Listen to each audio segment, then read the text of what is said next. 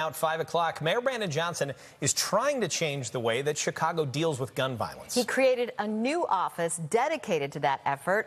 Paris Schutz joining us now with much more to explain about this new office. Yeah, Alice and Alex, and there's some skeptical alders wondering what this office is going to do and how it's different from other efforts that are already underway. Mayor Johnson answered the call of community and faith leaders who've been fighting for this for a long time. But chief among those questions, what will this do that others haven't? Where will the money come from and where will it go? And will City Council get on board? With the stroke of a pen, Mayor Johnson creates the new City Office of Gun Violence Reduction.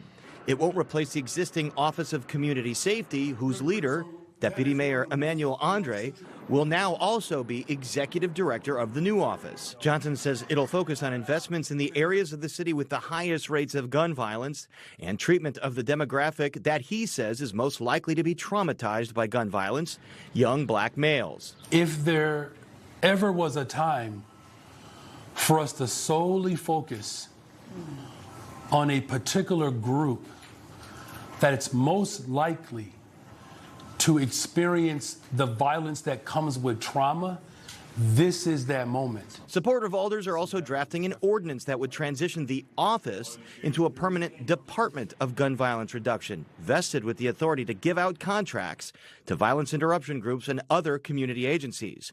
That raises significant red flags, says Second Ward Alderman Brian Hopkins. It's vulnerable to fraud, and you've got to watch it closely, and you have to make sure that you're getting what you paid for. I don't think this office is going to do that. A handful of faith and community leaders helped craft the new plan, but Reverend Sandy Norman, who runs a violence intervention group called Life Without Limits, says she wasn't one of them.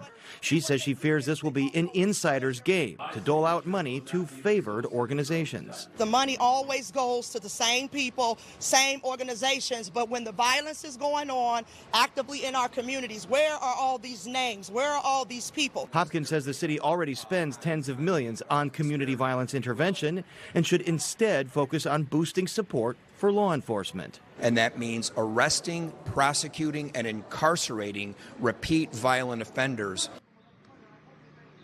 So this executive order also creates a 17-member community advisory council to help shape and develop the new office. It's made up of members of the community groups and violence intervention organizations, the same groups that regularly get money from the city to do this work. Now, the mayor has not put an official price tag on this office. Supporters have touted about $100 million as an ideal number. But to turn this into a fully vested department, the city council has to vote on it, and this sets up an election year fight between the mayor and city council. Alex. All right, speaking of that, thank you, Paris.